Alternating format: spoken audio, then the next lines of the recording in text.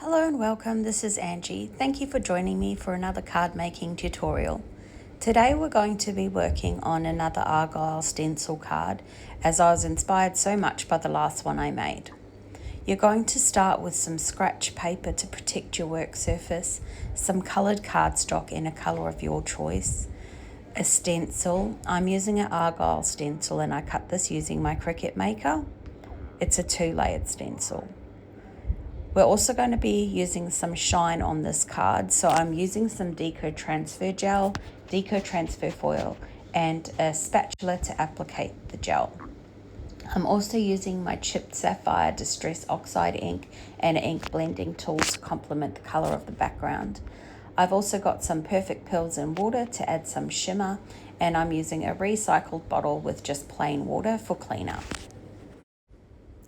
So to complete my stenciling, I'm going to use my Altenew stamp wheel platform because it's got that sticky mat inside, which really helps hold the stencil down and stops it from shifting and ruining the final image that I'm applying.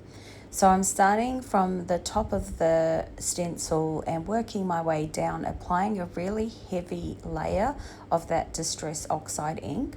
So I've chosen the chipped sapphire because it complements the color of my background cardstock quite well. And I've chosen to use a color that's deeper, and I'm giving that really heavy layer so that if I want to do any water resist techniques or anything like that, because this is a water reactive ink, then I've got those options as well. And that's also why I like to apply quite a heavy layer, because the reaction will be a lot stronger when you've got the ink on quite heavy. I like to clean as I go type crafter, so I'm cleaning off my stencil. And then I should gently remove my cardstock as well, just by bending the platform away from the cardstock. And this is the layer that really brings the card to life, or the design to life. So I'm aligning the card and then securing it from the back with washi tape to stop it from moving. I'm not using my stamp wheel platform this time because this is a media that I don't want to get on that mat.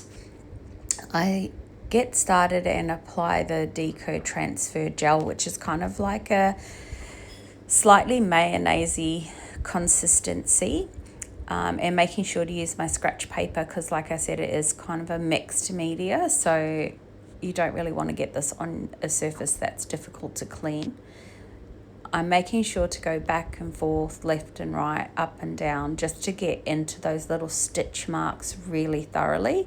Anything that's missed would really sort of ruin the design, so I'm making sure to really take my time and make sure that I've got a fairly thick layer between the cardstock all the way up to the top layer of the stencil. And then I should scrape any excess back into the jar so I can use it at a later date. I've had this transfer gel for quite some time, so I do seal it up tightly to make sure it doesn't dry out. And I'm just doing my final once over to make sure that I've got all the product where it needs to go, and then doing my cleaning as I go.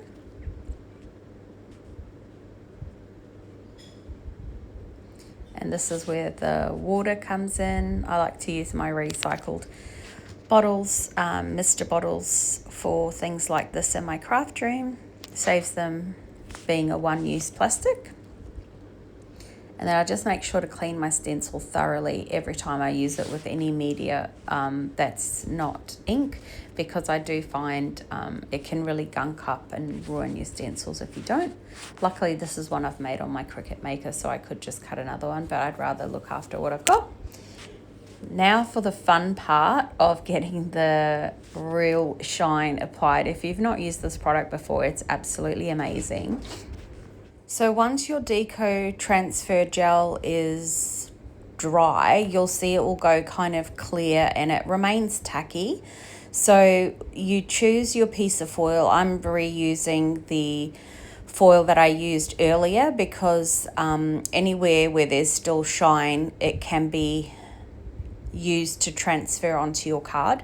So I've basically just applied it the matte side down, shiny side up, and I'm placing that through a laminator.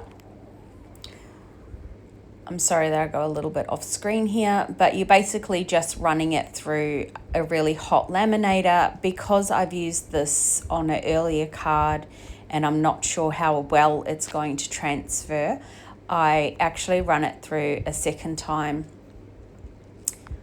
to make sure that I'm getting really good adhesion of the foil to the tacky gel. And then when this comes out, you just gently peel it back. As you can see, it kind of sticks and just gently peels away. And the shine on this is wow. It's just, every time I'm blown away at how much shine it is that gets left behind. And again, there's lots of areas there that I could still use, so I'm just going to pop that away for another time. So now on my scratch paper, I'm just going to lay my card down, and I'm now applying my Perfect Pearls in water. This adds a little bit of shimmer to the card, the whole card, because I've applied it to the whole card, and also slightly activates those chipped sapphire ink blended diamonds as well, because that's a water reactive ink. I like the shine of the gold so much that I decided I'm going to give some ink splatter a go. So I've got this really shiny gold. It used to be like a spray that's kind of dried up a little bit, so I'm just popping a little bit onto an acrylic block and then applying some water, and I'm going to use a really stiff paintbrush to apply splatter over the whole card front, just to sort of bring a little bit more gold into the whole card. It's very easy to do. I just use the edge of the acrylic block and really splatter it as much as I can. Very easy to do and just brings so much color and interest to your card. So now I'm going to take a piece of cardstock that I'm going to be using as my card base. I'm using my Fiskars trimmer because it has a built-in scoring tool, and I'm just going to score first and cut second. I'm wanting to have a white border around the frame of the card because I just think it makes the colors or the dark really pop.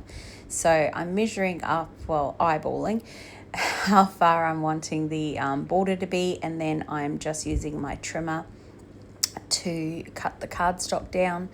I don't think I've brought my bone folder to the table, so I'm just using my palette knife to tidy up those edges. And then I'm going to have a look how the card front looks and sits on the front, and it looks pretty good at the top and bottom, but I'm going to need to trim down the sides. My Fiskars trimmer doesn't give me very crisp edges, so I use my guillotine when it's on my beautiful card front that I don't want to destroy. And I'm just going to take a little bit off each side, so the left and the right, so that I can have that 5mm border all the way around. Awesome. Yep. Quick eyeball seems to have done the trick.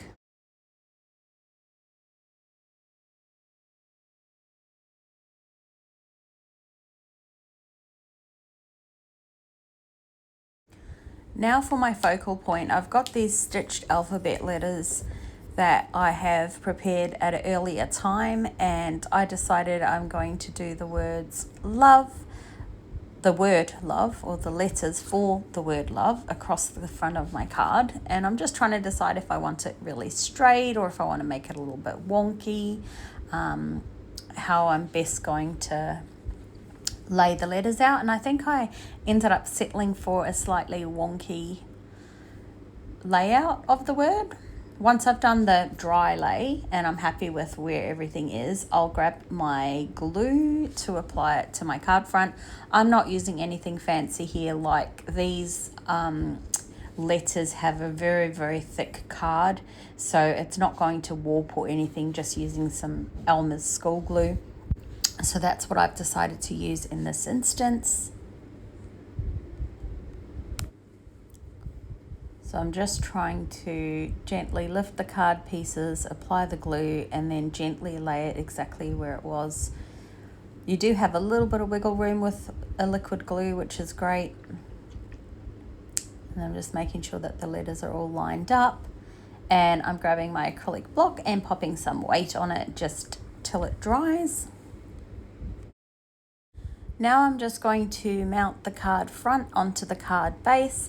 Really happy with that white border and how it ties the letters from the background, or the letters from the card front into the white frame of the background. Just really ties everything in together. I'm gently aligning it and popping the card base down, giving the glue a couple of minutes to just grab to the card base. And voila, this card is done. So much shimmer, so much shine.